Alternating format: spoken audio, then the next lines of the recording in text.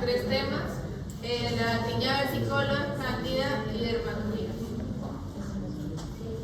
Una introducción general es que las micosis superficiales son infecciones producidas por hongos que invaden específicamente aquellos tejidos que están queratinizados. ¿Cuáles tenemos acá? El estrato corneal epidérmico, que son las uñas y lo que es el pelo.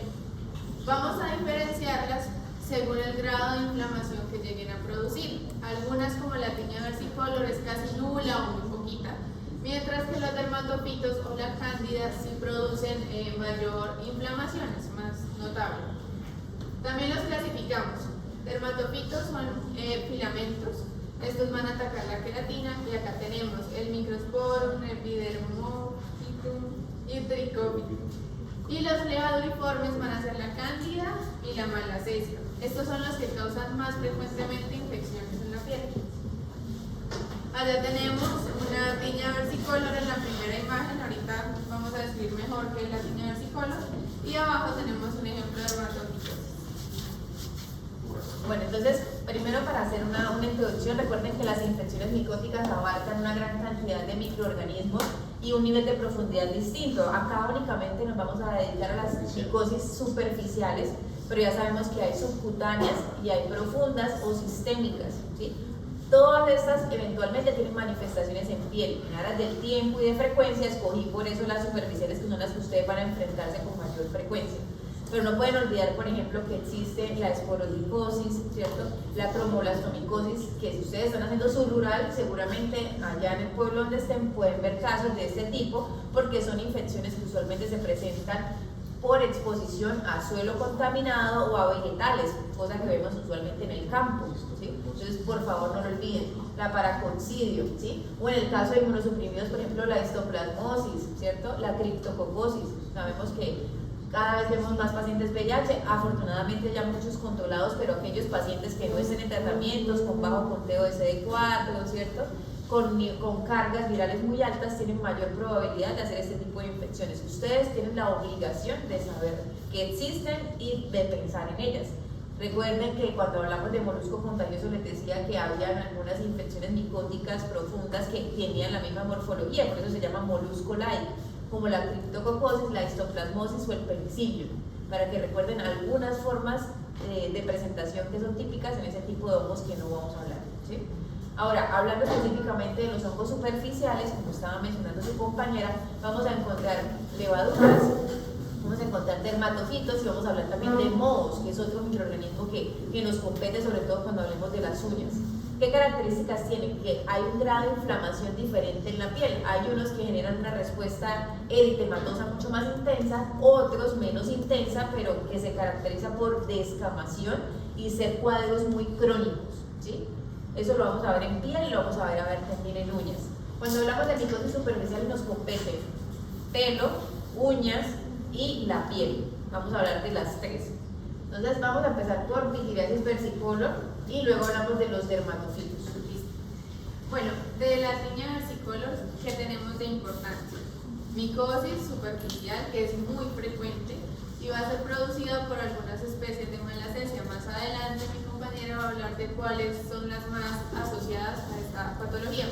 Vamos a decir que es una enfermedad crónica, pero con una evolución benigna, que responde bien al tratamiento y tiene bastantes y frecuentes recurrencias. ¿Por qué se llama versicolor? Porque, como vamos a ver más adelante en la clínica, va a tener lesiones en una amplia gama de colores, que más adelante también vamos a ver por qué se produce esto. Bueno, ahora dando continuidad a la parte de la epidemiología, pues sabemos que la distribución es mundial. Sin embargo, pues se ha asociado como con ciertas zonas a nivel mundial, que serían más que todas las tropicales, pues las subtropicales, más que todo una tasa del 40%.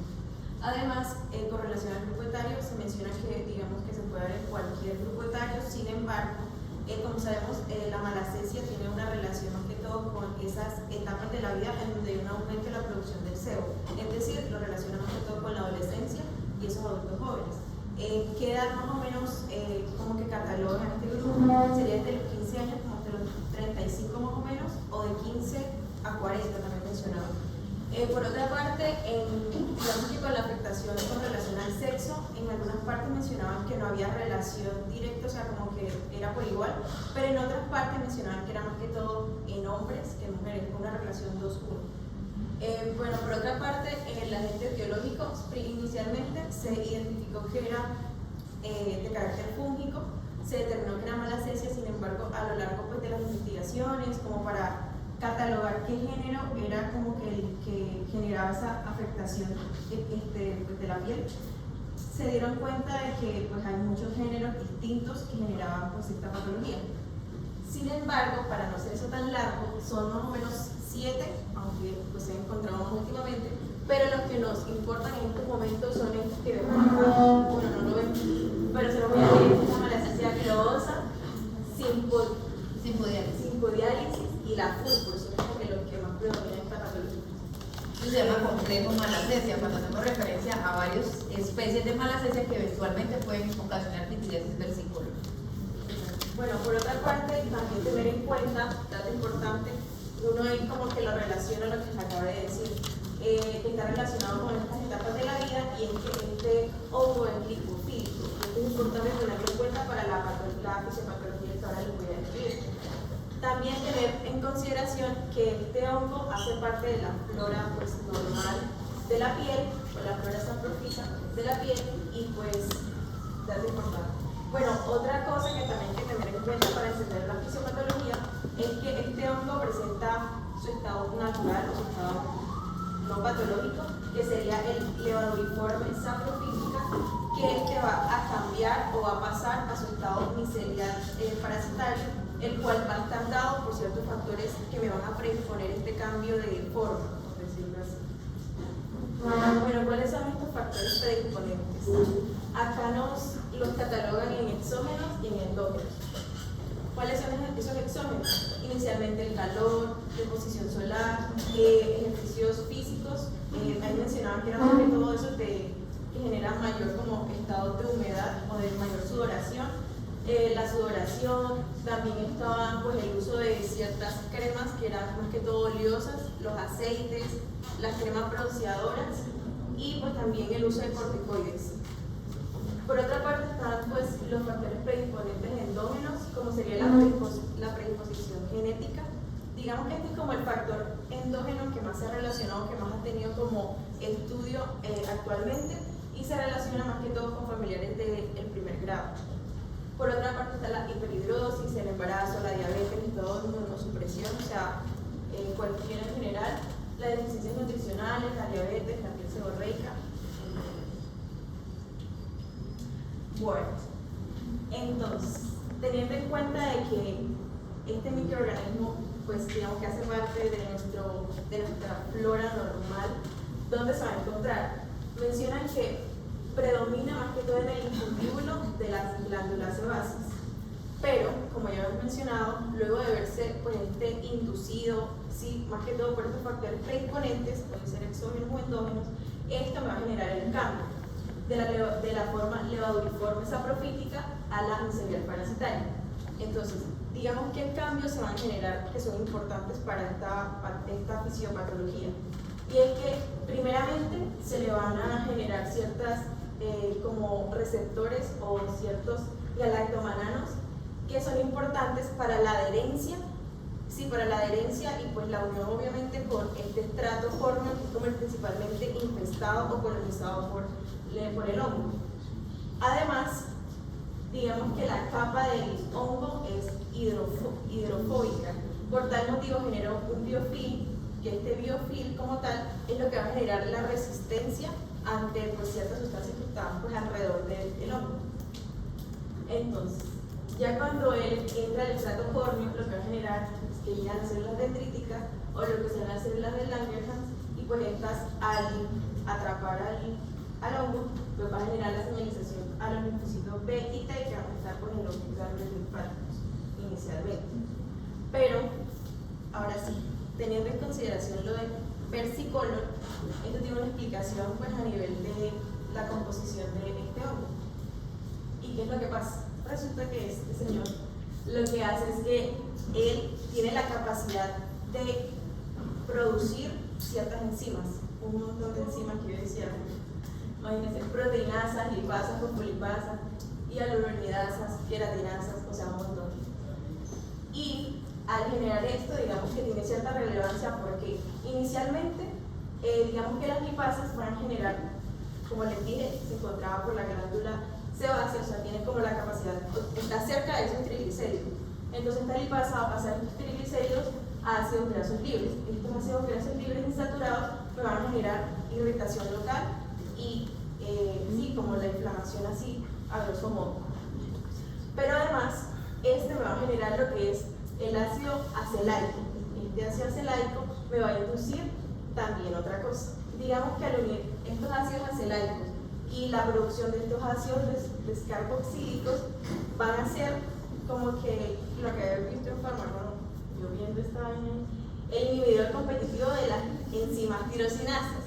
Y entonces si esa vaina pues se coloca encima de la enzima, pues me va a generar, o sea, como que él va a inhibir competitivamente y me va, pues no me va a generar lo que yo realmente quiero, que es color. Entonces va a generar un efecto citotóxico sobre los melanocitos. Básicamente estas dos vías me generan la inhibición de pues, la enzima tirosinasa y pues ahí pues ya vemos que se da la hipopigmentación. Por otra parte, como les dijimos que esta patología tiene pues variación en las tonalidades, digamos que la parte de hipopigmentación también tiene como otra teoría y es que también el hongo me va a generar como el paso del triptófano a indol. Y este indol me va a inducir a la apoptosis de estos melanocitos. Entonces, eso también sería como otra explicación para esta variante hipopigmentada. Pero, otra cosa es, dice, bueno, y entonces la hipopigmentada, ya, lo entendí. Pero la hiperpigmentada de hongo. Resulta que, según leí, pues básicamente esto como que no se encontraba una explicación así como que concreta para poder justificar esa coloración. Sin embargo, se encontró que lo que le había mencionado, estos irritantes locales o ese aumento de inflamación me generaba pues como que a grosso modo me llevaba a lo que era la hiperpigmentación, porque también se generaba pues un aumento del grosor del estrato córneo, entonces pues también se generaba pues ese pigmento. Bueno, la parte de la descamación, eso no está acá. Cuando dice la coloración, ¿eso no también tendría que ver el fototipo de piel del paciente con el tema del grosor? Bueno, el grosor no tanto, al mayor riesgo de hiperpigmentar, tal Sí. vez sí. Sí, porque como si tiene un ya. más oscuro. Esa voz más alta. Ya lo Bueno, otro dato importante también que viene relacionado con estas enzimas, que no lo hice acá, pero recuerden, las queratinasas como tal lo que me van a hacer es, digamos que me van a degradar y me van a conllevar a esa rápida recambio de lo que es el estrato córneo, y eso explicaría lo que nos van a explicar más adelante, que es la descamación. Bueno, ahora sí, lo que quería suplir. Llegamos a la clínica. ¿Qué es lo típico en esta patología o la lesión elemental? Son las máculas o parches. Estas van a estar bien definidas, van a tener diferentes coloraciones. Ahorita vamos a ver en qué fototipos es más frecuente uno u otro. Estas tienen la característica de que confluyen, suelen unirse, y las localizaciones más frecuentes van a ser en el tronco, tanto anterior como posterior, en el cuello, en la parte proximal de los brazos. Sin embargo, podemos encontrarla en otras partes que es menos frecuente, como por ejemplo los párpados, en la ingle, y en la ingle, por ejemplo, debemos tener en cuenta que esta puede coexistir con otras patologías que son diagnósticos diferenciales que vamos a ver más adelante. Para tener en cuenta también en esta parte. En esta imagen, no se ve mucho, pero bueno, son hipopigmentadas, son máculas que están en la espalda de este paciente. Como podemos ver, están ocupando casi toda la espalda. Acá vemos máculas hiperpigmentadas. Ya están grandes, podemos decir parches. Acá también. Estas ya son hipo, estas hiper. ¿Qué quiere decir? Un paciente puede tener de dos colores. No es una sola, sino que puede tener dos colores y en diferentes partes de su cuerpo. Y acá también tenemos unas hipopigmentadas. Entonces, tenemos los fototipos. Fototipos claros, fototipos oscuros. ¿Cuáles son más frecuentes en cada uno? Las lesiones hipercrómicas, ya las de color café, las de color rosado, amarillo, las vamos a encontrar en zonas que no son fotoexpuestas, que están protegidas de la exposición solar y en fototipos claros o bajos. Y las hipocrómicas, o sea, las bien blanquitas, vamos a encontrarlas en zonas expuestas al sol y en fototipos más altos o oscuros. Y otra característica es la descamación, es una descamación finita. Y esta es causada, como dijo la compañera, por la queratinasa que tiene el hongo. ¿Qué debemos tener en cuenta? A veces no la vemos a simple vista y para poderla encontrar vamos a hacer algo que se llama signo de pez. Ay, sí, Muchas gracias. Bueno, pero por favor no hablen tanto, que con la luz prendida hablan. Bueno, No las tomes la vagada. los que estamos escribiendo. Bueno, si no ven descamación, no descarta esto. ¿Cómo la buscan? Con el signo de Besnier. ¿Cómo se hace? Pueden frotarlo con los dedos o con la hojilla de un bisturí y ahí van a ver la descamación. O estirando la piel. O estirando la piel. También se hace evidente la descamación, como es muy fina, a veces no es tan fácil de visualizar. Otras coloraciones que nos hablaban de las máculas pueden ser rojas, se denominaría litidiasis versicolor rubra, que es esta, o la nigra, que pues es de coloración negra. Cuando nos compromete áreas flexoras, lo vamos a denominar línea versicolor inversa. Normalmente es asintomática, lo que los pacientes nos pueden referir es un prurito leve, pero la queja más que todo es estética o cosmética porque es asintomática. Bueno, acá tenemos otros ejemplos. Este paciente se ve súper claro que las lesiones confluyen. ¿Qué variante sería? Hiperpigmentada, Esta sí. hipopigmentada. Hiperpigmentada, hipopigmentada. Y acá vemos la de los fototipos. Un paciente con un fototipo muy claro está haciendo las lesiones hiperpigmentadas en diferentes áreas que, como vemos, pues están confluyendo más que todo acá en la parte del tórax. Esta paciente tiene lesiones hipopigmentadas pues, en la parte de la cara. Otra cosa a tener en cuenta, para los niños se puede encontrar bastante frecuente la línea versicolor en la carita. Y otra variante que es la que denominamos de color rosado, ¿a qué se debe? A que tiene un componente inflamatorio y por eso toma este color. Por eso decimos puede ser una inflamación nula o muy leve, como en este caso. Y acá, parece más fotitos. Y acá tenemos la parte histológica. ¿Qué me importa que recuerden de acá? Que dónde lo vamos a encontrar, que ahorita lo dijo Dana. Es superficial, no te empiezan en el estrato córneo, se queda bien arriba. En el estrato córneo, y acá le vamos a una coloración, pero ahorita en otra imagen se ve. Bueno, en niños, como lo dije, se ve en la carita. Son las máculas hipopigmentadas. Otras lesiones en espalda, en brazos, estas todas son hipopigmentadas. Como diagnósticos diferenciales, debemos tener en cuenta frente a cuál variante estamos, hipopigmentadas o hiperpigmentadas. Para las hipopigmentadas tenemos el vitiligo y la pitiriasis alba, y en las hiperpigmentadas tenemos secundarismo sifilítico, la pitiriasis rosada, la tinea corporis y esta eritrasma. Es importante destacar que esta es la que les decía que puede estar en la ingle junto con la tinea versicolor, la una no descarta la otra. Acuérdense que una prueba útil, cuando está disponible la luz de luz, que nos da un color rojo coral que es característico de ella, ¿no? Es del eritrasma. Bueno, para el diagnóstico se debe hacer de manera clínica, pues es lo ideal, es una patología que se ve fácilmente clínico. Si no, si queremos corroborarlo, tenemos la opción de la luz de Wood. Entonces, ¿cómo es la fluorescencia en este caso? Amarillo verdosa o dorada. Una cosa que nos resaltaban, no sé qué tan correcto sea, que solo en un 30% de los casos positivos. Sí, depende de lo activa que esté la pitiriasis. Cuando estamos ya en fase de resolución, es negativo, no va a realzar nada. Y también que si la fluorescencia sale inmediatamente alrededor de la lesión, quiere decir que se está expandiendo la infección. Ya con esto pues se supone que tenemos el diagnóstico, pero si quieren seguir buscando, Porque no virus debut, entonces les toca utilizar algunas pruebas. Entonces tenemos la tinción caobache. Con solo caobache es suficiente, no necesitas cultivo. El caobache es muy característico de la pityriasis versicolor que vas a ver típicamente. ¿Tienes una imagen allá? Sí. Esta, para que no se les olvide, la nombran para acordarse espaguetis y albóndigas.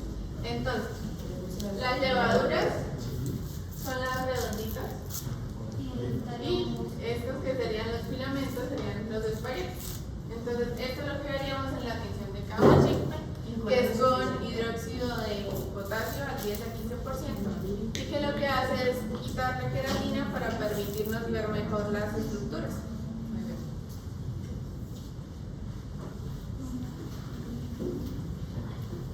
Bueno, ahora con relación al tratamiento, pues como siempre hemos mencionado inicialmente, el manejo no farmacológico, ¿cierto? Entonces sería identificar y evitar los factores predisponentes. ¿Cuáles eran? El sol, la sudoración, el lugar como La seborrea. Además, pues obviamente mantener la piel seca y limpia, o sea, como medidas pues para evitar eso. El manejo farmacológico. Bueno, inicialmente nos mencionan que es tópico, porque lo que habíamos mencionado que es bastante superficial, entonces se menciona que hay una buena penetración de estos fármacos tópicos.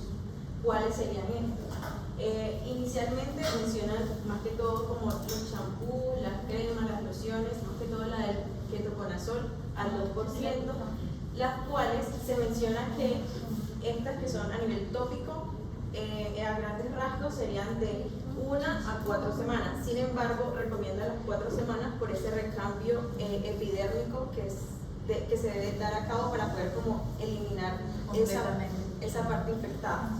Entonces, acá dándoles un ejemplo, igual los tienen acá en las diapositivas, tiene el champú de ketoconazol, que se daría más que todo una aplicación diaria de 5 minutos, otros mencionan que de 10 o 15, y se debe dar 3 días consecutivos inicialmente. Bueno, por el tiempo que ya les mencioné, y lo de las semanas. No solo el ketoconazol, cualquier imidazol, incluso podemos decir que la malacesia es bastante sensible a todos los antimicóticos que hay. Podemos utilizar petitinato de zinc, invasol también, sulfuro de selenio, por mencionarles solo algunos. Todos ellos funcionan muy bien. ¿Cuántas semanas? Usualmente 4 semanas. ¿Sí? ¿Cómo van a saber ustedes que el paciente va mejor? Cuando ya ven que se pierde la descamación. Entonces ustedes le pueden decir al paciente que vamos a estirar la piel a ver si estirándola o raspando en la zona donde están las lesiones hipohiperpigmentadas vemos si descama o no. Porque la coloración va a durar varias semanas y no indica actividad, ¿sí? Ustedes van a ver que puede durar de 2 a 3 meses las manchas blancas y ya la infección resolvió, ¿sí? Para que lo tengan presente. ¿Cuándo van a indicar manejo oral? Bueno, acá mencionaban que era más que todo cuando hay una como mayor afectación a nivel del paciente, o sea, la enfermedad extensa, las recidivas frecuentes, que cabe mencionar de que esta patología, pues digamos que no es tan severa, pues la mayoría de las veces, pero que sí presenta cierta recurrencia. Y además cuando pues se ve la resistencia a un tratamiento tópico. Y pues estaría indicado el fluconazol, se menciona también, sería por 2 semanas, una única dosis cada semana. Y pues se menciona que eran de 300 miligramos por vía oral. ¿Qué condiciones deben sospechar ustedes si tenemos un paciente con lesiones muy resistentes o que recidive muy frecuente? VIH. ¿Sí? Hay que buscar. Hay pacientes que son resistentes per se porque sudan mucho, porque a pesar que uno les dice que tengan las medidas generales no son cuidadosos, pero si los pacientes realmente están siguiendo al pie de la letra, evitar la sudoración o por lo menos no dejar acumular el sudor por mucho tiempo, la seborrea, hay que buscar VIH en esos pacientes. ¿Solo VIH o cualquier inmunosupresión? Pues cualquier inmunosupresión eventualmente de tipo celular te da más riesgo de eso, solo que lo más frecuente es VIH. Obviamente si tienes un paciente que está tomando medicamentos, un esteroide de alta dosis, etcétera, tiene más chance de hacer ese tipo de infecciones. ¿En ese tratamiento se indica evaluar las transaminasas? Antes de, claro, cuando ustedes utilicen antimicóticos siempre debemos valorar las transaminasas antes porque debemos tener certeza que ese hígado esté en buenas condiciones y debes hacer un control al terminal también. Bueno, acá está lo que dijo la doctora. Una pregunta. En cuanto a la descamación de los procesos, ¿esas escamas que se sueltan hace parte como del proceso de la multiplicación de los hongos o eso lesión. La descamación básicamente de la capa córnea, que se hace evidente porque es anormal. Es eso O básicamente. sea, la proliferación es un desprendimiento de la capa. Acuérdate que eso lo mencionó sus compañeros. Doc, por ejemplo, una persona que le diagnostiquen, que piensen, que se sospeche que es versicolor, pero le mandan un bloqueador y les resuelva. Entonces no era una pitiriasis versicolor. ¿Y en qué se resuelve? Por ejemplo, una pitiriasis alba es lo más probable. O que mejoró las condiciones locales, entonces ya no está sudando, ya no tiene seborrea, le mejoró. También puede pasar. Y ahí en esa se manda también ¿En cuál? antibióticos, en esa. La pitiriasis alba no, porque es una condición más de cerosis localizada. Los antifúngicos no tienen cabida ahí. Bueno, finalmente, pues ya no lo voy a decir hasta porque fue lo que mencionó la doctora para que lo tengan acá, cómo se sabe que está evolucionando pues bien la patología, la pérdida de la descamación. En ciertas partes mencionaban, no sé si será del todo cierto, que mencionaban el uso de queratolíticos, como el apaleno, para pues como acelerar ese recambio. Exacto. Pero eso hay casos que sean muy gruesas, realmente uno poco lo utiliza porque se irrita mucho. Pero sí hace parte del tratamiento si uno quiere acelerar la descamación. Doctor, una pregunta. Yo me imagino que si el tratamiento, ya sea tópico o sistémico, está funcionando bien, pues sí, me guío porque está perdiendo la descamación, pero también es importante mirar si el tamaño de la mácula o del parche ha disminuido, No o tanto. si se ha quitado la pigmentación. Eso no es No, importante. eso se va a demorar más o menos 2 meses o un poco más, por eso es que se debe enfriar más de la descamación. Si ustedes se fijan en el crecimiento, o una cosa diferente es que siga la lesión hipopigmentada y otra cosa es que el paciente a pesar del tratamiento uno ve que la lesión creció, eso sí no debe pasar. Si ustedes ven que la hipopigmentación es mucho más grande, algo está pasando, o sea, no está sirviendo el tratamiento o es otra cosa. ¿Sí? O las condiciones locales todavía están dadas para que la malacesia siga proliferando. Sigamos. Bueno, muy bien. Eso en cuanto a la pitiriasis. Ahora vamos a ver cándida. Vamos a ver levaduras.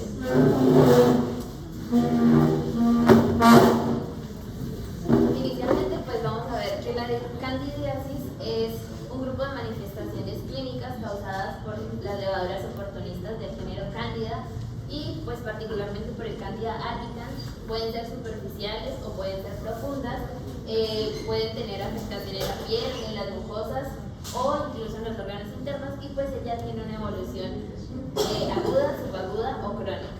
También, Bueno, primera pregunta, ¿la cándida hace parte de la microbiota, sí o no? Sí. ¿Sí? ¿En dónde? En En mucosas, sobre todo genitales, puede haber candidiasis. Usualmente es una flora residente o es ocasional, es decir, está por un ratico y se va. No es ocasional. Acuérdate que hay una flora que es permanente y otra que es temporal. Ella podría ser parte de eso. Lo que no es normal es encontrar cándida en algunos sitios. Por ejemplo, ¿en dónde no es normal encontrar cándida? En la boca. Por ejemplo. Cosa oral. O incluso en piel seca también. No debemos encontrar candidiasis. Ya eso se considera patológico. bueno, también hay que tener en cuenta que está la candidiasis neonatal, que es pues una infección mucocutánea frecuente que se adquiere en los bebés durante el parto o en algunas semanas postparto. Y tenemos otra que es la candidiasis congénita, pero no es como tan frecuente, que es la que se adquiere en el útero. Más adelante mi compañera pues les va a mostrar como las manifestaciones en La el candidiasis mucocutánea crónica. Hablando. Bueno, en epidemiología, pues la candidiasis constituye el 25% de las micosis superficiales. Dentro de ellas, el 35% de los pacientes presentan una afección en las uñas, el 30% una afección en la piel y el 20% una afección en las mucosas. Durante los últimos 25 años ha venido aumentando su frecuencia a nivel mundial. También hay que tener en cuenta que la cándida afecta a cualquier raza, cualquier sexo y cualquier edad. Ella se presenta entre un 4 y un 18% en los recién nacidos y la vulvovaginitis se da en las pacientes entre los 20 y 30 años de edad y representa aproximadamente el 30% de las enfermedades ginecológicas. En los hombres se puede presentar como una balanitis y se ve más en los niños que en las personas de edad, en los ancianos. En los inmunocomprometidos es muy probable que se presente entre un 80 y un 90% de los pacientes inmunocomprometidos presentan candidiasis, y las partes que son como más afectadas son la parte de la boca y la parte del esófago. Bueno, en la parte de la etiología, bueno, primero hay que ver que ella tiene como unos factores de riesgo para que se dé.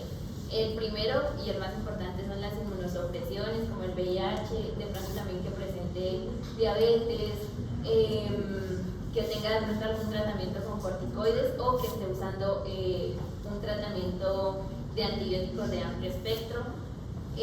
Bueno, la etiología ya es la parte ella se da por las levaduras del género Cándida, que son pues hongos saprofitos de naturaleza, y se pueden encontrar en las mucosas, en el tubo digestivo también, y pues en la vagina. Como decía la doctora, pues ella se encuentra como en la flora normalmente. La especie pues que más produce la candidiasis es la Candida albicans, pero también hay que tener en cuenta que existen otras como la Candida parapsilosis, la Candida guillermondi, tropicalis, bueno, existen varias, pero pues la más es la albicans. Tienen todos los factores de riesgo, para que lo tengan presente. No todos van a estar presentes en los pacientes, depende de la variante clínica, e incluso algunos pacientes son normales sin ninguna condición, excepto por ejemplo humedad, ¿sí? Es decir, que Cándida no es igual a inmunosupresión. Obviamente un paciente inmunosuprimido tiene más chance de hacer candidiasis, pero no es el único requisito para hacerlo, para que lo tengan presente. Por ejemplo, las mujeres que utilizan protectores diarios. Por ejemplo, todo lo que genere humedad, por ejemplo en la mucosa genital, tendría una mayor probabilidad de hacer un cuadro infeccioso. Eso dependiendo si está en el momento, lo que hablamos de que la cándida es una... O sea, de que preciso que haya el momento en que la tiene. Pues, o sea, si tú tienes una predisposición a tener humedad porque usas, por ejemplo, toallas o usas protectores, eso va a favorecerlo. Bueno, la patología, inicialmente hay que tener en cuenta que la Cándida albicans es un hongo perteneciente a la familia de los Saccharomycetos. Entonces, ella tiene dos presentaciones, una que es la levadura, que es en formas ovaladas, y su principal característica es que tiene mucha movilidad. Y la otra son las hifas, que es pues invasiva. Se las digo ambas porque pues más adelante van a ver pues por qué. Ellos pues son un microorganismo que en cantidad normal pues no presenta ninguna alteración, ninguna patología, pero en el momento en el que ven el chance, empiezan a poner loco el sistema. Entonces,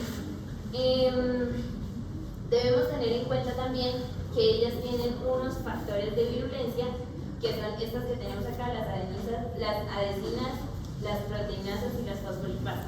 Y también unos factores de riesgo importantes, que son, a ellas les gusta el calor, les gusta la humedad, les gustan los ambientes cerrados, y pues el último, que son las inmunosupresiones. Entonces, bueno, para poderse como replicar, como hacer todo esto, tiene 6 pasos a seguir. El primero es que la cándida es como muy adaptable al pH. Entonces puede estar tanto en un pH neutro como el de la piel, o puede estar en un pH ácido como el de la vagina. Entonces, dependiendo en dónde se encuentre, ella va a activar un gen. Si está en el pH neutro en la piel, va a activar un gen que se llama PHR1. Y si está en el pH ácido, va a activar uno que se llama PHR2. Esa es la primera parte. Como segunda parte, se va a venir a hacer el proceso de adhesión. Pues para esto se van a usar las adhesinas, las cuales van a salir y se van a pegar al epitelio, y pues va a empezar a secretar unas manoproteínas que van a ser como identificadas por las leptinas del epitelio, y pues ya, esa es la segunda.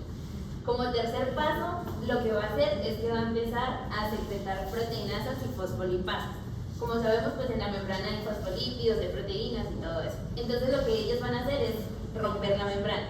Y eso lo que va a hacer es facilitar la entrada del hongo, bueno, digamos en este caso en la piel. Va a facilitar la entrada de la piel. Y ya cuando entra, lo que va a hacer, bueno, sí, en el siguiente paso, es que va a hacer un cambio en la morfología.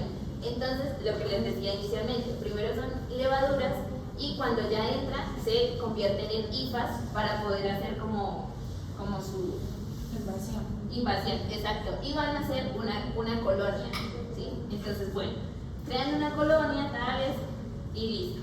Después de eso, lo que va a hacer es que va a crear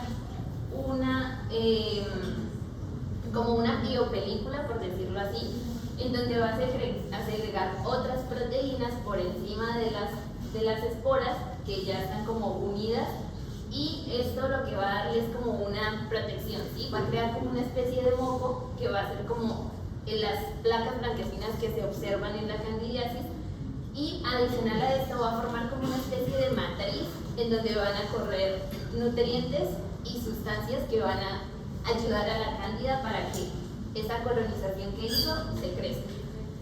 Y pues ya básicamente es como eso. Ese moco también tiene una de sus propiedades, que puede formar resistencia frente a algunos antibióticos. Y bueno, en las personas sanas, bueno, se me olvidaba decirles esto. El periodo de incubación es entre 3 y 30 días. Entonces, en ese periodo es como en donde se van a presentar todas las manifestaciones clínicas. Y en las personas sanas, o sea, en las personas que no son inmunosuprimidas, van a presentar lesiones leves y superficiales, mientras que si hay una persona que esté inmunosuprimida o tenga algún factor que dañe la barrera de protección, como lo es el calor, la humedad o un ambiente cerrado, lo que va a hacer es que esas lesiones van a ser más profundas y se van a diseminar más ampliamente. ¿Ya? ¿Preguntas? Claro. Muy bien, creo que quedó claro. Muy claro. Bueno, ahora seguimos con las manifestaciones clínicas. Aquí les traigo una galería de imágenes. En la primera, no sé si alcanzan a ver, pero lo que vemos aquí son unas placas, unas aftas blanquecinas con el sudado gaseoso, porque van a parecer como queso. Eso es en la mucosa bucal. La siguiente imagen que vemos lo que conocemos como mujer o Quilitis candidiacica. En esta imagen también vemos algo parecido, pero ya se encuentra como conocida como Quilitis angular, o también se llaman como perleche o ojeras. Bueno, aquí vemos también otro tipo, otra manifestación clínica. Este es un niño. Vemos las pápulas en región suprapúbica y en el escroto y en el pene. También vemos una zona eritematosa en el escroto y en áreas intermediales del muslo. Aquí es una paciente de igual forma, pues. Usuario de pañal. En esos casos porque son usuarios de pañal. Por eso vas a ver las lesiones medicales en las mujeres. Bueno, entonces lo primero que hay que decir en la clínica es que existen manifestaciones a nivel de piel, a nivel de mucosas y a nivel de las uñas, ¿sí? Entonces tú empezaste por las mucosas, de esas la mucosa oral. ¿Tú vas a hablar de cada una de ellas? Bueno, entonces si quieres empecemos con las mucosas, entonces para que ellos se vayan ya familiarizando con todas las, ya tú estuviste mencionando algunas variantes, hay varias formas de presentación en la boca. Ustedes deben conocerlas porque no todas son iguales. Bueno, en la boca, las mucosas, vamos a ver que hay dos tipos de presentación. Puedes pasar. La pseudomembranosa. Esa es la clasificación. La pseudomembranosa, la cual se puede clasificar en aguda y crónica, y la trófica aguda y crónica. Esta pseudomembranosa que vamos a ver aquí, en la aguda, lo que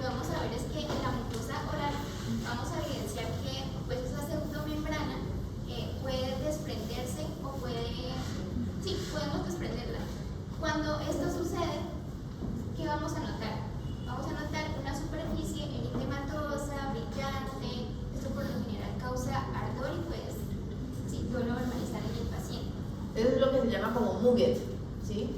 Entonces vamos a verla como una placa que tiene una membrana blanquecina o pseudomembrana en realidad, que se puede desprender, ¿sí? Ustedes la pueden quitar con un bajalenguas, por ejemplo, con un guante, con el dedo la pueden remover y van a encontrar una zona eritematosa, a veces con algo de sangradito también. Eso es lo típico de la presentación de pseudomembrana aguda. Sí, esto lo podemos ver en qué partes de la, bueno, en general en todas, o sea, la lengua, el paladar, encías y En los carrillos también. Y en cuanto a la pseudomembranosa crónica, esta ya va más asociada a lesiones en el esófago. Entonces, vemos que esta va a ser o sea, se va a manifestar de forma más intensa en pacientes que están inmunocomprometidos, que tengan ya sea una leucemia, VIH o SIDA. En cuanto a la mucocutánea atrófica aguda, lo que vamos a ver es que pues el epitelio oral pues se va, como ya les decía, va a estar delgado, va a estar brillante. ¿Tienes una foto de eso, tal vez? Muéstrame, devuélvete la imagen. No, lanzar todas las imágenes. Bueno, no se ve como ninguna. Aquí al revés de lo que hablábamos ahorita se ve una lengua completamente lisa y brillante, parece que estuviera limpia, ¿sí? ¿Y por qué se ve así? ¿Qué es la atrofia de qué es lo que están viendo? ¿Atrofia de qué? Lo que va a pasar es que va a haber una atrofia a nivel del dorso de la lengua. De las papilas gustativas. Entonces se pierden las papilas gustativas y hay un aspecto de piel, de lengua lisa. ¿Sí? Así la van a ver. Entonces una lengua lisa y brillante no es que se vea muy bien. Entonces hay que buscarle alguna condición. ¿Y en el resto de la boca qué pasa? También vas a ver como si fuera más limpia, esa zona más brillante, como una placa eritematosa brillante. Es como si perdiera el estrato córneo. Como si perdiera parte de su tejido. ¿Sí? No hay estrato córneo en todas. Bueno, así como, Sí. como la primera capa. Pues. Pierde el sentido del gusto, profe. Sí pueden tener alteraciones del gusto, no tanto perder el gusto, pero sí tienen alteraciones en el gusto. Este tipo de lengua o de compromiso también deben diferenciarlos de otras condiciones, por ejemplo, los trastornos nutricionales, una deficiencia del complejo de las vitaminas B puede dar el tipo de lengua, ¿sí? Una pelagra les puede dar el tipo de lengua, por ejemplo. ¿Sí? Entonces deben tener en cuenta que hay que buscar condiciones que se asocien a esa manifestación, no todo es candidiasis.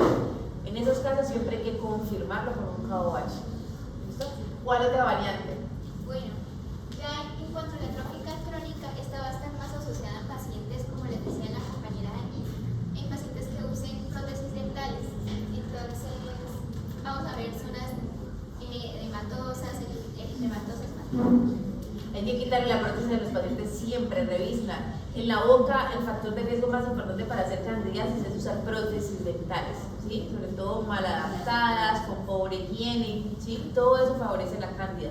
El uso de inhaladores, por ejemplo, los pacientes asmáticos que usan esteroides inhalados y de pronto no se enjuagan bien la boca luego y quedan el resto de esteroides, también son factores que lo favorecen.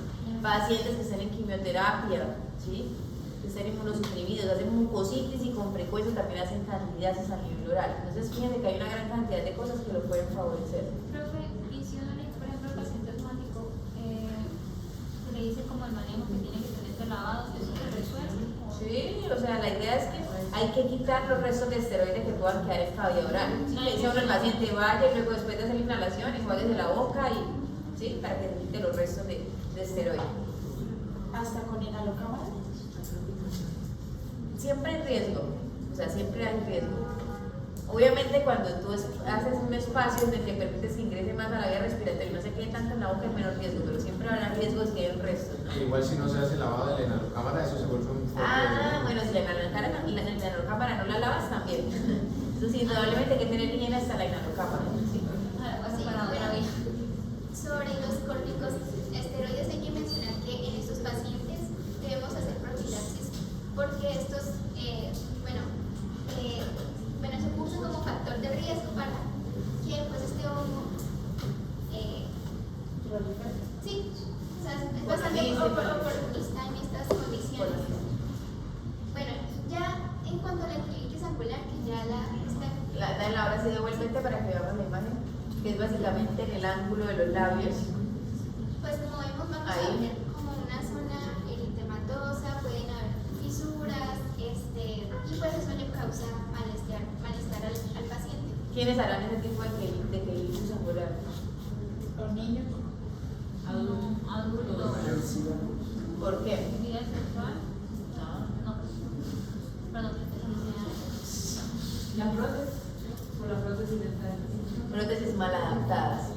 Usualmente hacen pliegues. Ustedes han visto a algunos abuelitos que les hacen pliegues en la comisura, ahí acumulan saliva, ¿sí? Se genera una humedad y ahí favorece la formación de cándida.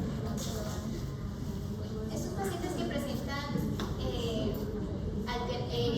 manifestaciones a nivel del Espérame, ahora a nivel de boca también hablamos de un muget que se remueve, pero también usted va a encontrar una leucoplaquia, es decir, una placa blanquecina que no se remueve, ¿sí? Y que incluso es la más difícil de diagnosticar porque se parece a una leucoplasia, por ejemplo, por un escamo celular, ¿sí? O un tipo de infección de pronto mucho más seria.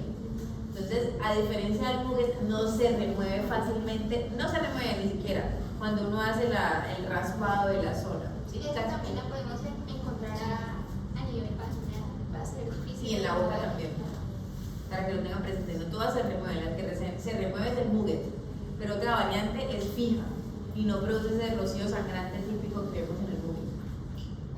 Creo que esa No, me confundo. Muget es la misma que... Es la pseudomembranosa aguda. Ah, vale, exactamente. Quelitis angular es otra cosa. Esa es la de los ángulos de los labios. Bueno, ahora pasamos a los genitales, ¿sí? ¿O vas a hablar algo más de la boca? pues, mencionar que estos pacientes pueden manifestarse con disfagia. Estos pacientes. Ah, bueno, ok. Tener presente que si hay compromiso esofágico, eso es un indicio de inmunosupresión, ¿no? Si no tiene diagnóstico el paciente y no toma ningún medicamento, hay que buscarle VIH. Y usualmente están en fase SIDA cuando hay compromiso esofágico. Eso debieron verlo cuando ustedes revisen en algún momento VIH, en hematología, medicina interna, ¿no? Sí. Y si no, tienen que repasarlo, porque eso tiene que quedar claro cuáles son las manifestaciones clínicas que le sugieren a uno SIDA. Esa es una de ellas. Bueno, y ahora vamos con los genitales. En la vulva vaginal se va a presentar eritema en esa zona, pero que aparte de eso vamos a ver sintomatología como la leucorrea, pero esta va a ser más espesa, Grumosa. espesa, grumosa, y puede colocar. Precisamente es Hizo una olor. diferencia. No tiene olor y tiene un aspecto como en Leche cortada. leche cortada. Eso es lo típico. Muy bien. Si hay mal olor es porque además hay gardnerella o hay alguna otra cosa. Y hay que descartar. Bueno, estos pacientes, aparte de esta leucorrea, van a manifestarse con, puede haber dispareunia, pueden presentar disuria, pueden presentar asimismo, importante pues el prurito. Si quieres darle a las imágenes. No tienes. Yo tengo una acá donde la paso. Más adelante. Para que la revisen, por favor tengan en cuenta que además del flujo, algunos pacientes pueden hacer edema a nivel de las paredes vaginales, de los labios menores también, y generan mucho disconfort, ¿sí? Es muy fácil de diagnosticarlo porque el flujo es característico. Cuando hay compromiso en pliegues, eso lo vamos a ver más en personas que usan pañales, pero en la vulvovaginitis que dan en las mujeres jóvenes usualmente no hay compromiso en los pliegues, sino a nivel del canal vaginal y el flujo que básicamente lo acompaña. Bueno, este eritema, esta lesión puede extenderse a las zonas más cercanas y puede manifestarse con eritema, pueden haber pápulas o incluso pústulas satélites y también maceración de esa zona. Cosa que es más frecuente en los usuarios de pañal, ¿sí? O sea, en pacientes jóvenes no es común verlo. Se puede ver, pero no es lo más común. Lo más común es el flujo y el compromiso ya a nivel de los labios menores y el canal vaginal. Si quieres darle el anterior, ahí. Entonces, cuando usan pañal, por ejemplo, es la imagen esa que dice F, ¿sí? Entonces vamos a ver compromiso en los glúteos, ¿sí? Con lesiones satélites, que es lo que tú estás mencionando, pápulas, pústulas y una descamación en collar, que es muy típica de la cándida. El que ha visto cándida ¿Y no sigue la forma del pañal? No necesariamente, pero usualmente sí se delimita el área donde cubre el pañal, sin que hagan la forma. Cuando tú le das forma, piensa que es algo más de contacto. Bueno, y ahora vámonos con la balanza facial. Ahora en los hombres, ¿cuál es el factor de riesgo para hacer banalitis o...? Bueno, en estos casos se da más frecuente en hombres que no sean circuncidados. Bueno, uno eso, la circuncisión, la ausencia de circuncisión, ¿de acuerdo? También que ¿Qué pues más? las constantes actividades sexuales. Sí, aunque no es tan frecuente. Es decir, un hombre joven usualmente es más de candidiasis.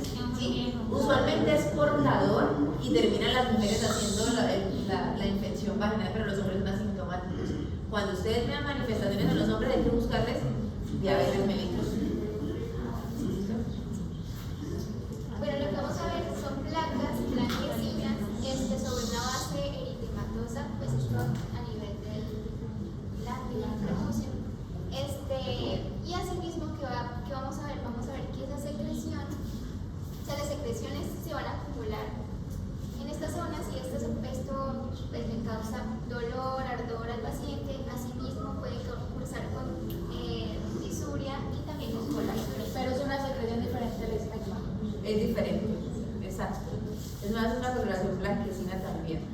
Los hombres podemos ver lesiones en placa también, con descamación en collar, pero también podemos ver simplemente edema, eritema, ¿cierto? Prurito, ardor, podría ser la forma que se manifiestan los hombres. Y bueno, como decía la doctora, en estas parejas que tengan esta micosis y que pues pacientes que tengan diabetes mellitus o que tengan alguna inmunodeficiencia, pues antes de tratar, o sea, es importante tener en cuenta esos factores de riesgo antes de empezar el tratamiento. Y bueno, Hasta acá hay preguntas, pero estamos bien en las mucosas, las manifestaciones en mujeres, en hombres, las lesiones orales. ¿Sí o no? Bien, dos. bueno, aquí continuamos con las cutáneas, las cuales pues más que nada se van a dar en zonas intertriginosas. Podemos verlas pliegues axilares, inguinales, debajo de los glúteos, o incluso en pacientes que tengan abundante panícula adiposo, pues debajo también se puede De cada pliegue que se forme, interdigital, también podemos ver. pliegues interdigitales Como en esa. Y pues lo que vemos es que son placas más que nada eritematosas y también podemos ver incluso pápulas, vesículas. Y en esta imagen, la cual tiene un nombre especial que es la erosión interdigital blastomicética. Esta, ¿en qué parte, en qué zona bueno, en qué espacios interdigitales nos vamos a encontrar más? En el tercero y el cuarto. ¿Por qué? ¿Cuál será la razón? Porque tienen anillos, se ponen los anillos. Y pues ahí la humedad. Exactamente. La humedad que se genera por el uso de anillos, que se acumula agua aquí, las personas que hacen trabajos de casa, etcétera, o manos húmedas, todos los que trabajan con manos húmedas. ¿Listo? Entonces, ¿dónde vamos a ver las lesiones en piel? En los pliegues, porque son zonas húmedas. La lesión elemental es una placa eritematosa, la están viendo ahí, es brillante. Y vamos a ver que tiene lesiones satélites, que son esas pequeñas pápulas y pústulas que están en la periferia. ¿Sí? Eso es típico en la cándida y sobre todo el collar de descamación que no se alcanza a ver en ninguna de las fotos. Pero ustedes si la han visto recordarán que parece como si fuera un encajecito. ¿Sí? Eso es típico de la candidiasis. Puede haber compromiso en genitales, que eso lo diferencia de los dermatofitos que vamos a hablar la próxima semana. ¿Sí? En los dermatofitos, sobre todo la tiña inguinal respeta el escroto y el pene. ¿Sí? En los hombres con cándida hay compromiso de escroto y pene. ¿Sí? Esa es una diferencia. Bueno, entonces, ¿qué vamos a ver? Vamos a ver una zona fisurada, eritematosa y pues con algún grado de maceración. Y en estas dos imágenes, ahorita vamos con las uñas, pero estas dos imágenes nos muestran una candidiasis ya diseminada. Lo que vamos a ver es pápulas o nódulos rosados, los cuales van a estar firmes. Y en esta otra imagen lo que vemos es una imagen muy similar al edema contagioso. Entonces, ¿qué es lo que vemos en esta imagen? Ampollas hemorrágicas y estas van a estar seguidas por unas escaras necróticas. ¿Qué piensan ustedes? Están pasando con esas dos últimas fotografías, esa forma diseminada. ¿Serán pacientes inmunocompetentes? No. Pareciera como un choco. Entonces son pacientes que están haciendo émbolos, ¿sí? Entonces hay fungemia. Vamos a ver que la cándida pasa al torrente sanguíneo y genera lesiones a distancia en piel, da lesiones de aspecto necrótico. Esos son pacientes inmunosuprimidos, usualmente son pacientes que están en la UCI, hospitalizados en malas condiciones, inmunosuprimidos, usuarios de dispositivos, catéteres venosos o dispositivos urinarios de larga data, etcétera, que juegan un papel importante como biofilms para la cándida, ¿sí? Para que lo tengan presente. Eso obviamente ya nos indica un paciente en un estado distinto. Eso no es un paciente ambulatorio que nos va a llegar, es un paciente que está hospitalizado y que está en malas condiciones generales. Y vemos como tal el centro más claro, pero en pacientes que tengan trombocitopenia, pues sí se puede manifestar no con el centro claro, sino con púrpuras. Muy bien, ya pasamos ahora a las uñas. Entonces ya vimos en la piel, mucosa oral, mucosa genital, ¿sí? ¿Y qué más nos falta? Bueno, la cándida puede producir onicomicosis, la cual en esta imagen lo que vemos es una distrofia ungular. Esta distrofia ungular se va a dar más que nada a nivel subungual proximal. Sin embargo, también podemos, ¿qué podemos ver? Primero, ¿qué factores de riesgo hay para que hagamos candidiasis en las uñas? Humedad. ¿Dónde lo vamos a ver más? ¿En manos o en pies? Pies. Y en manos. Si vamos a ver hongos, hongos en las manos, lo más frecuente es que en las manos tengamos cándida. En los pies es variable, podemos ver dermatofilia y cándida también. ¿Listo? Muy bien.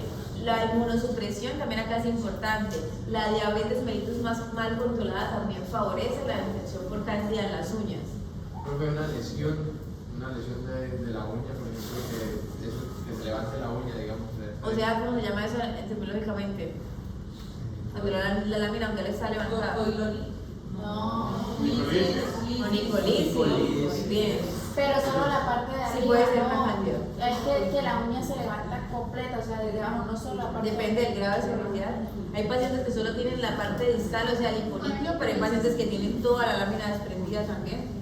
O hay hongos que crecen en el centro y se. Ya eso lo vamos a ver luego, que incluso hay algunos signos clínicos que les deben alertar a ustedes frente a inmunosupresión. Bueno, pero hay que mirar porque hay unas variantes de inmunosupresión. ¿Listo?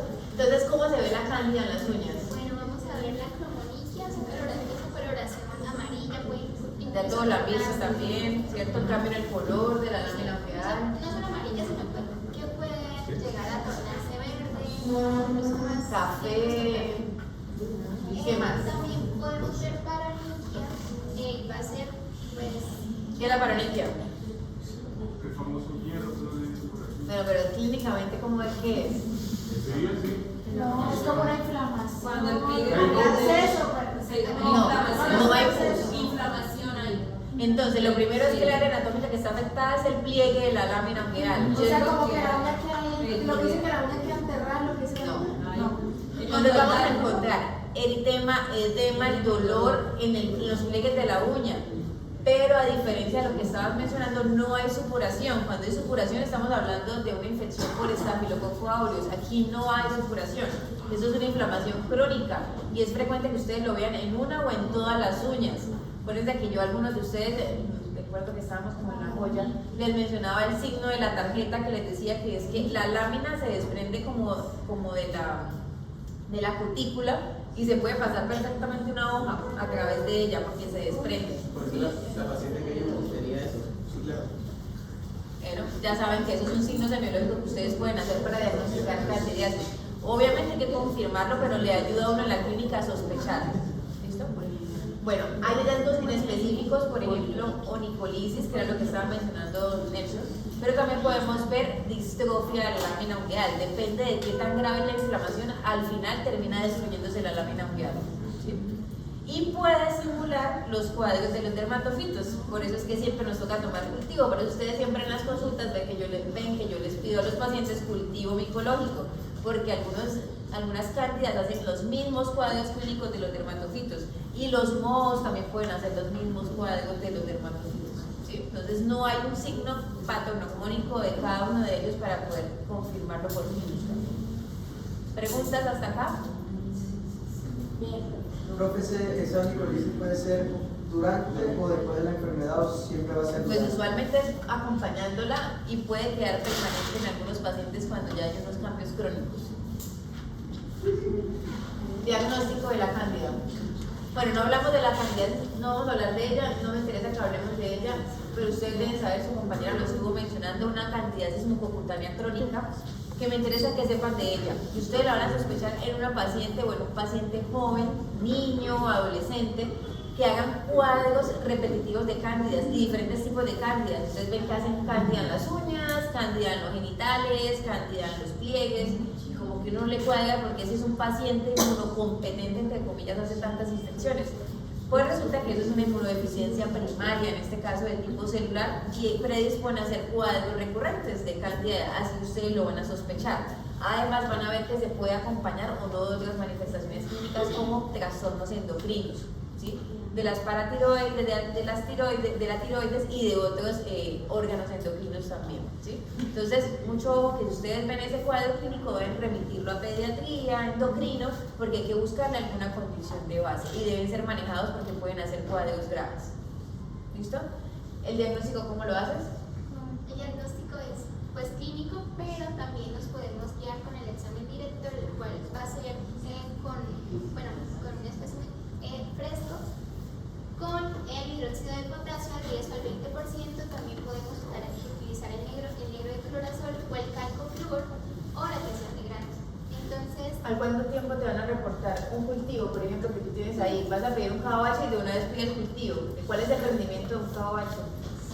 Lo van a buscar, ¿sí? ¿Cuál es la sensibilidad del KOH? Ese examen tan sencillo y fácil que tenemos en todos lados.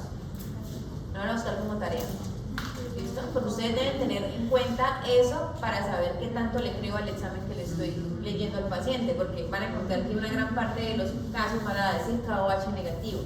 Entonces, ¿le creo o no a un KOH negativo? Entonces, depende cómo se tomó la muestra y cuál es la sensibilidad que me la van a decir ustedes la próxima clase. 44, 97%. Entonces, depende de cómo se tome. Si se toma muy superficial y poca muestra, ese porcentaje es menos del 40%. Nada. Depende. Sí. Entonces, ¿el cultivo en cuánto tiempo te lo reportan? el cultivo en el caso de la cándida, esta pues va a proliferar muy rápido y pues ya podemos tener ese resultado dentro de las 48, 72 horas. Eso hay que tenerlo en cuenta porque ustedes van a ver que yo les digo a los pacientes que hay que esperar un mes. Los que se demoran un mes en crecer usualmente son los mohos y los dermatofitos. Las levaduras crecen rápido. Puede durar hasta 30 días, pero usualmente ya al tercer día le están reportando una cantidad. Sí, entonces, no sé si lo menciono, pero lo que vamos a hacer, lo que vamos a ver son colonias blanquecinas, tipo coloración crema. Como se ve en el nugget, así pero en el cultivo. Y como se ve también en el criptococo, con el criptococo es una forma que pues es un diagnóstico diferente. Bueno, y también podemos usar test fisiológicos. En este caso usamos los cultivos cromogénicos. En el caso de la Candida albicans, que es la más frecuente, vamos a ver una coloración verdosa. Esto va a ser porque va a haber una reacción entre algunas enzimas y algunas enzimas de cada especie con el sustrato para poder identificar la especie, sí. Porque es importante la clasificación de la candidiasis, que me digan que si es una crucei, por ejemplo, que me digan si es una bacillopsis. Por la forma que se... Pero Tratamiento. Pueden dar tratamiento. Entonces vamos a ver que algunos tipos de cándidas son naturalmente resistentes a los imidazoles. Porque ahorita vamos a ver que el tratamiento de elección es el fluconazol, pero no para todos va a servir el fluconazol. Por eso ustedes van a ver pacientes que no responden o que hacen cuadros recurrentes. Usualmente son resistentes. ¿El cultivo? El cultivo te dice la especie y tú debes saber cuáles son resistentes porque no te lo van a reportar. A diferencia de lo que ustedes ven en los antibiogramas, que sí les dicen la sensibilidad, aquí no existe antimicogramas. O sea, sí existen en estudios de investigación, pero no en la práctica clínica. O sea, nadie les va a reportar a ustedes eso. Y les toca saber. Pero sí la especie, Sí, la especie te la dicen y ya tienes que ser inteligente y si no sabes, pues buscar si es o no resistente, porque si no le vas a dar un medicamento que no le va a servir a la paciente o al paciente. ¿Listo? Manejo. Manejo. Así les quedan menos. En cuanto al manejo, el de primera línea o el que más se usa es el fluconazol. Sin embargo, bueno, aquí tenemos una tablita del libro de Bologna, en el cual para cada tipo de candidiasis tenemos su dosificación. Entonces, primero, tópico o sistémico es el manejo de la cándida. Sistema. Depende. Si tú tienes, por ejemplo, un Muget, lo puedes manejar de manera local. ¿Sí? Tú vas a ver que hay unos enjuagues, o sea, hay unas presentaciones de los imidazoles que son para hacer enjuagues. ¿Sí? Por ejemplo, la anistatina también. ¿Sí? Entonces, clotrimazol van a ver que hay unas cápsulas que también son como absorbibles, que son otras presentaciones especiales. Y las formas que requieren manejo sistémico, ¿cuáles serían? Lesiones extensas, o sea, muy numerosas, resistentes a la terapia tópica, que tengan compromiso en esófago, por ejemplo, sí. Formas recurrentes, por ejemplo, una vulvovaginitis recurrente también requiere incluso manejo supresor, como lo vimos con el herpes. La mucocutánea crónica también, las formas diseminadas, y ahí sí también lo necesita endovenoso.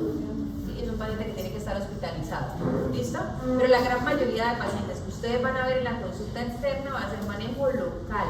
¿Qué tenemos disponible? Listatina y los imidazoles. Cremas, lociones, presentaciones para mucosa oral, ¿sí? Óvulos vaginales, cremas vaginales. Entonces la presentación depende del área anatómica que ustedes vayan a tratar, ¿sí? ¿Qué me interesa que sepan? Eso, qué moléculas existen y cuál es el tiempo que lo van a dejar. Entonces depende, pero usualmente ¿cuánto es el tiempo? Pues dice que en el caso de la listatina, de 7 a 14 días. Muy bien. Pero, por ejemplo, cuando es onicomicosis en los pies, vamos a dar ese tratamiento durante 9 meses. Y cuando está pues, esa onicomicosis presente en las manos, va a ser durante 3 meses. Muy bien, entonces si el tratamiento es tópico, usualmente lo damos hasta 4 semanas, usualmente, ¿sí? Pero si es oral y estamos tratando las uñas, son 9 meses. En los pies, ¿y cuántos meses en las manos? Muy bien. 9. Manos 10. 10 reyes. No. 10. Yo le entendí. ¿Preguntas? 9 meses. Eso lo pueden leer ustedes, miren la tabla en detalle, que cómo se hacen los enjuagues, que si se degluten, que si se escupen, ¿sí? Eso lo pueden mirar. Todo va a depender de compromiso esofágico o no, por ejemplo. ¿Listo? Y en el caso de resistencia, ¿qué le van a dejar? En el caso de resistencia, pues según el libro nos decía que podemos subir la dosis de fluconazol o itraconazol a 400 miligramos 2 veces al día o ajustar, bueno, cambiar de tratamiento. Siguiente, Mayra. Dale siguiente. Ahí. Bueno. Podemos usar el poriconazol, Oigan. posaconazol y el desol. Entonces depende, si estamos frente a un paciente hospitalizado, por ejemplo, hasta cascopenia nos toca en algunos casos. ¿Sí? Entonces depende de cuál sea el cuadro clínico que esté tratándose el paciente. Esos dos se usan para endovenoso. Pacientes con formas severas, diseminadas. Muy bien. Bueno.